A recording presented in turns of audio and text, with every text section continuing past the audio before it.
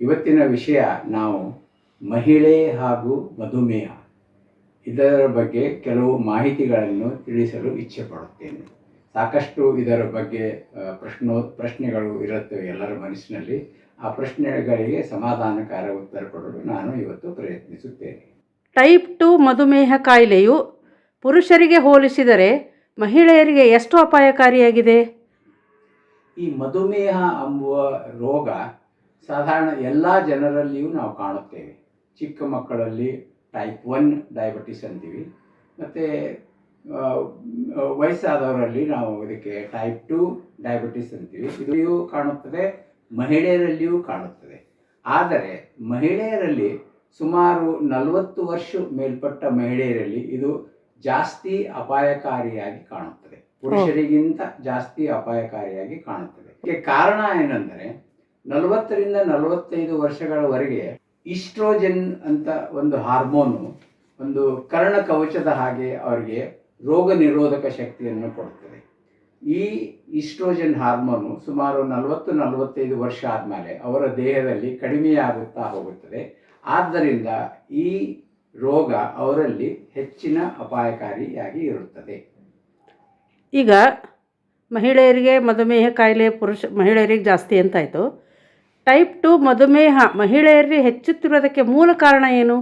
ಸುಮಾರು 50-60 ವರ್ಷಗಳ ಹಿಂದಿನ ಮಹಿಳೆ ಮತ್ತು ಇವತ್ತಿನ ಮಹಿಳೆಯನ್ನು ನಾವು ಕಂಪೇರ್ ಮಾಡಿ ನೋಡಿದರೆ, ಹಿಂದಿನ ಮಹಿಳೆಯರಲ್ಲಿ, ಆಗಿನ ಕಾಲದ ಮಹಿಳೆಯರಲ್ಲಿ ಇಂತಹ ಒಂದು ಮಧುಮೇಹ ಅಂತ ರೋಗವನ್ನು ನಾವು ಕೇಳೇ ಇರಲಿಲ್ಲ. ಸುಮಾರು 1000ಕ್ಕೆ 1-2 ಜನರು ಮಹಿಳೆಯರು ಈ ರೋಗದಿಂದ ಬಳಲುತ್ತಾರೆ. ಆದರೆ ಇವತ್ತಿನ ದಿವಸದಲ್ಲಿ ಈ ರೋಗ ಮಹಿಳೆಯರಲ್ಲಿ ಸಮಾನಾಂತರವಾಗಿ ಕಾಣಿಸ್ತಾ ಇದೆ. ಪುರುಷರು ಹಾಗೂ ಮಹಿಳೆಯಲ್ಲಿ ಭೇದವೇ ಇಲ್ಲ ಅಂದರೂ ಅಡ್ಡಿ ಇಲ್ಲ, ಅಥವಾ ಮಹಿಳೆಯರಲ್ಲಿ ಇನ್ನೂ ಜಾಸ್ತಿ ಪ್ರಮಾಣದಲ್ಲಿ ಇರುತ್ತದೆ ಅಂತ ಹೇಳಿದರೂ ಅದೇನು ತಪ್ಪು ಅನಿಸಲ್ಲ. ಕಾರಣ ಇಷ್ಟೇ, ಇವತ್ತಿನ ಮಹಿಳೆ ಸಾಕಷ್ಟು ಸ್ಟ್ರೆಸ್, ಸ್ಟ್ರೇನ್ ಆ್ಯಂಡ್ ಟೆನ್ಷನ್ದಲ್ಲಿ ಬಾಳುತ್ತಿದ್ದಾಳೆ. ಅದಕ್ಕೆ ನಾವು SST ಅಂತೀವಿ. ಎಸ್ ಅಂದರೆ ಸ್ಟ್ರೆಸ್, ಅಂದರೆ ಮಾನಸಿಕ ದೈಹಿಕ ಒತ್ತಡ. ಸ್ಟ್ರೇನ್ ಅಂದರೆ ಅವಳಿಗೆ ಹೆಚ್ಚಿನ ಒತ್ತಡ, ದೈಹಿಕವಾಗಿ ಹೆಚ್ಚಿನ ಒತ್ತಡ. ಮತ್ತು ಟೆನ್ಷನ್ ಅಂದರೆ ಅವಳು ಮಾಡುವ ಕಾರ್ಯ ಇವಾಗ ಮೊದಲಿನ ಹಾಗೆ ಮಹಿಳೆ ಮನೆಯಲ್ಲಿಯೇ ಸ್ಥಿಮಿತವಾಗಿಲ್ಲ. ಮನೆಯಿಂದ ಹೊರಗಡೆ ಬಂದು ಅವಳು ಪುರುಷನಿಗೆ ಸಮಾನವಾಗಿ ಅವಳು ದುಡಿಯುತ್ತಿದ್ದಾಳೆ. ಹೀಗಾಗಿ ಆ ದುಡಿತ ಅವಳಿಗೆ ಸಾಕಷ್ಟು ಟೆನ್ಷನ್ ಕೊಡುತ್ತೆ ಅಥವಾ ಒತ್ತಡ ಕೊಡುತ್ತೆ. ಹೀಗಾಗಿ ಈ ಮೂರೂ ಕಾರಣದಿಂದ ನಾವೇನು ಹೇಳಬೇಕಾಗ್ತದೆ, ಇವತ್ತಿನ ದಿನದಲ್ಲಿ ಮಹಿಳೆಯರಲ್ಲಿ ಈ ರೋಗವು ಜಾಸ್ತಿ ಅಥವಾ ಹೆಚ್ಚಿನ ಪ್ರಮಾಣದಲ್ಲಿ ಕಾಣಿಬರುತ್ತದೆ. ಈಗ ಟೈಪ್ 2 ಮಧುಮೇಹ ಹೊಂದಿರೋ ಮಹಿಳೆಯರಿಗೆ ಕಾಡುವಂತಹ ಪ್ರಮುಖ ಆರೋಗ್ಯ ಸಮಸ್ಯೆಗಳು ಯಾವುವು ಅಂತೀರಿ ನೀವು? ನಮ್ಮ ದೇಹದಲ್ಲಿ ಕೆಲವು ಸೂಕ್ಷ್ಮ ಅಂಗಾಂಗಗಳು ಇರುತ್ತವೆ. ಅದಕ್ಕೆ ನಾವು ಇಂಗ್ಲೀಷ್ನಲ್ಲಿ ವೈಟಲ್ ಆರ್ಗನ್ಸ್ ಅಂತ ಹೇಳ್ತೀವಿ. ಇವು ಅಂದರೆ ಬ್ರೇನು, ಮತ್ತು ಹಾರ್ಟು, ಐಸು, ಮತ್ತು ಕಿಡ್ನೀಸು, ಹಾಗೂ ನರಮಂಡಲ ಅಂದರೆ ರಕ್ತನಾಳಗಳು ಹಾಗೂ ನರಮಂಡಲ, ಇವೆಲ್ಲ ನಾವು ಸೂಕ್ಷ್ಮ ಅಂಗಾಂಗಗಳು ಅಂತ ಹೆಸರಿಸ್ತೀವಿ. ಈ ಅಂಗಾಂಗಗಳಿಗೆ ಇವು ಮಧುಮೇಹದಿಂದ ಯಾವಾಗಲೂ ಅವು ದುಷ್ಪರಿಣಾಮಕ್ಕೆ ಒಳಗಾಗುತ್ತವೆ. ಫಾರ್ ಎಕ್ಸಾಂಪಲ್, ಈಗ ಇಂಥ ಒಂದು ಸ್ತ್ರೀಯರಿಗೆ ಎಲ್ಲರಿಗೂ ಸಾಧಾರಣ ಪತಿ ಅಂತ ಇದ್ದೇ ಇರ್ತಾರೆ, ಗಂಡ ಅಂತೀವಿ ನಾವು. ಅದಲ್ಲದೆ ಇಂಥ ಮಹಿಳೆಗೆ ಬೇರೆ ಪತಿನೂ ಅವ್ರಿಗೆ ಶುರುವಾಗ್ತವೆ. ನಾವು ನ್ಯೂರೋಪಥಿ, ರೆಟಿನೋಪಥಿ, ಕಾರ್ಡಿಯೋಪಥಿ, ನೆಫ್ರೋಪಥಿ, ಇಂಥ ಅಡಿಷ್ನಲ್ ಪತಿಗಳು ಅವ್ರು ಕೂಡ ಬಂದು ಸೇರ್ಕೋತಾರೆ. ಹೀಗಾಗಿ ಅವರಿಗೆ ಜಾಸ್ತಿ ದುಷ್ಪರಿಣಾಮ ಆಗುವುದು ಸಹಜ. ಟೈಪ್ 2 ಮಧುಮೇಹ ಪೀಡಿತ ಮಹಿಳೆಯರಿಗೆ ಹೃದಯ ಸಂಬಂಧಿತ ಕಾಯಿಲೆ, ಸಂತಾನೋತ್ಪತ್ತಿ, ಲೈಂಗಿಕ ಆರೋಗ್ಯ, ಮೂತ್ರಪಿಂಡಗಳ ಹಾನಿ, ನರಗಳ ಹಾನಿ, ದೃಷ್ಟಿ ನಷ್ಟ, ಚರ್ಮ ಮತ್ತು ಬಾಯಿಯ ಆರೋಗ್ಯದಲ್ಲಿ ತೊಂದರೆ, ಮಾನಸಿಕ ಆರೋಗ್ಯದ ಮೇಲೆ ಪರಿಣಾಮ ಹಾಗೂ ಗರ್ಭಧಾರಣೆಯ ಅಪಾಯಗಳಿಗೆ ಕಾರಣ ಆಗ್ತದಂತೀರಿ ನೀವು? ಈಗ ಮೊದಲೇ ನಾನು ಹೇಳಿದಾಗೆ ನಮ್ಮ ದೇಹದಲ್ಲಿ ಸೂಕ್ಷ್ಮ ಅಂಗಾಂಗಗಳು ಇರುತ್ತವೆ. ಸೊ ಈ ಅಂಗಾಂಗಗಳು ಅಥವಾ ವೈಟಲ್ ಆರ್ಗನ್ಸ್ ಇವೆಲ್ಲ ತಾವು ಹೇಳಿದಿರಲ್ಲ, ಹೃದಯ ಮತ್ತು ನರಮಂಡಲ, ಚರ್ಮ ಹಾಗೂ ಮೂತ್ರಪಿಂಡ, ಗರ್ಭಕೋಶ, ಬಂಜೆತನ, ಇವೆಲ್ಲನೂ ನಾವು ಸೂಕ್ಷ್ಮ ಅಂಗಾಂಗಗಳು ಅಂತ ಹೇಳ್ತೀವಿ. ಈ ಅಂಗಾಂಗಗಳು ಸಕ್ಕರೆ ಇರುವಂತಹ ಮಹಿಳೆಯಲ್ಲಿ ಇನ್ನೂ ಜಾಸ್ತಿ ಪ್ರಮಾಣದಲ್ಲಿ ಅವು ಅಪಾಯಕಾರಿಗೆ ಹೊಂದುತ್ತವೆ. ಇವು ಎಲ್ಲ ಹೆಚ್ಚಿನ ಮಧುಮೇಹ ಅಥವಾ ಅನ್ಕಂಟ್ರೋಲ್ಡ್ ಡಯಾಬಿಟಿಸ್ ಇವೆಲ್ಲ ಅಂಗಾಂಗಗಳ ಮೇಲೆ ದುಷ್ಪರಿಣಾಮವನ್ನು ಬೀಳಿಸಿ ಅವರು ತೊಂದರೆಗೆ ಈಡಾಗುತ್ತಾರೆ. ಅದಕ್ಕೆ ಇದು ಹೌದು ಅಂತ ಹೇಳುವ ಉತ್ತರನೇ ಸರಿ. ಅವ್ರಿಗೆ ತೊಂದರೆ ಅಂತರೂ ಸರಿಯೇ ಸರಿ. ಆದರೆ ಇಂಥ ಮಹಿಳೆಯರು ಶುಗರ್ ಕಂಟ್ರೋಲ್ ಮಾಡಲಿಕ್ಕೆ ದೈನಂದಿನ ಜೀವನ ಶೈಲಿ ಹೆಂಗಿರಬೇಕು, ಅವರು ಅನುಸರಿಸಬೇಕಾದ ಆಹಾರ ಕ್ರಮಗಳು ಯಾವುವು, ಅವನ್ನ ಸ್ವಲ್ಪ ಹೇಳ್ರಿ. ಇಲ್ಲಿ ಒಂದು ಉತ್ತಮವಾದ ವಿಷಯವನ್ನು ನಾನು ಹೇಳಲು ಇಷ್ಟಪಡುತ್ತೇನೆ.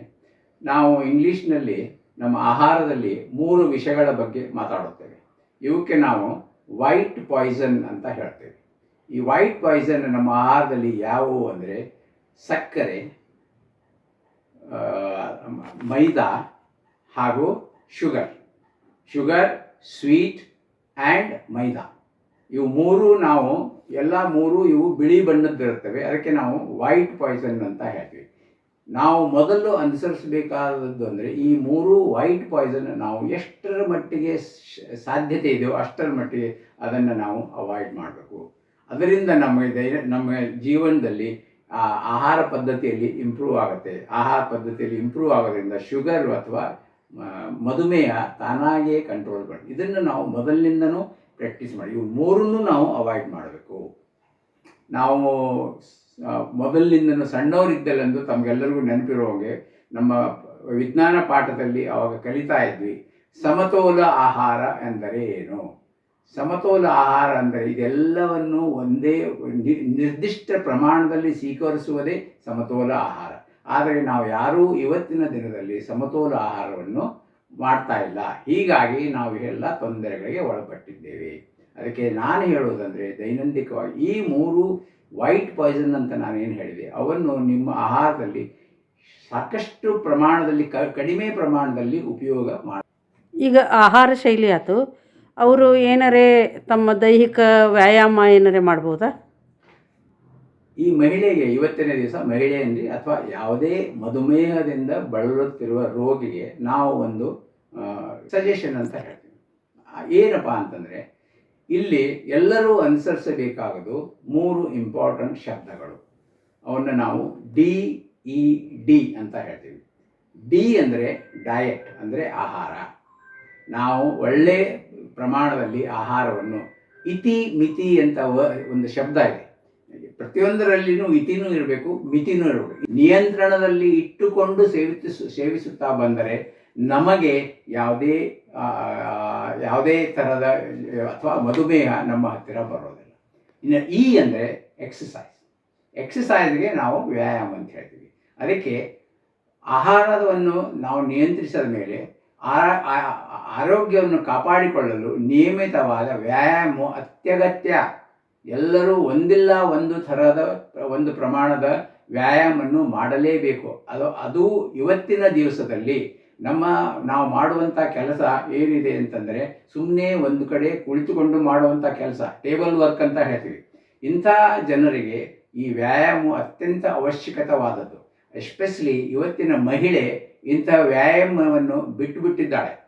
ನೀವು ಹಿಂದಿನ ಮಹಿಳೆಯರನ್ನು ನೋಡಿದರೆ ಅವಳ ದೈನಂದಿಕ ಚಟುವಟಿಕೆಯಲ್ಲಿ ಇಂಥ ಎಲ್ಲ ವ್ಯಾಯಾಮಗಳಿದ್ವು. ಅವಳು ನೀರು ಜಗ್ತಾ ಇದ್ಲು, ಮತ್ತು ಅವಳು ಈ ಮಿಕ್ಸರ್ ಕೆಲಸ ಮಾಡ್ತಾಯಿದ್ಲು, ಬಟ್ಟೆ ಒಗಿತಾ ಇದ್ಲು. ಇವೆಲ್ಲ ಅವಳಿಗೆ ಒಂದು ಥರದ ವ್ಯಾಯಾಮಗಳಿದ್ವು. ಆದರೆ ಇವತ್ತಿನ ದಿವಸದಲ್ಲಿ ನಮಗೆ ಅಂಥ ವ್ಯಾಯಾಮ ಮಾಡಲಿ ಯಾವುದೇ ಮಹಿಳೆಗೂ ಅಂಥ ವ್ಯಾಯಾಮ ಮಾಡುವುದಿಲ್ಲ, ಮಾಡಲಿಕ್ಕೆ ಸಾಧ್ಯತೆಯೂ ಇಲ್ಲ. ಆದ್ದರಿಂದ ನಿಯಮಿತವಾಗಿ ಅವರು ಯಾವುದಾದರೂ ಒಂದು ವ್ಯಾಯಾಮವನ್ನು ಕಲಿತುಕೊಂಡು ಮಾಡಲು ಶುರು ಮಾಡಿದರೆ ಅವರಿಗೆ ಯಾವುದೇ ಥರದ ರೋಗ ಬರೋದಿಲ್ಲ, ಮಧುಮೇಹನೂ ಬರೋದಿಲ್ಲ.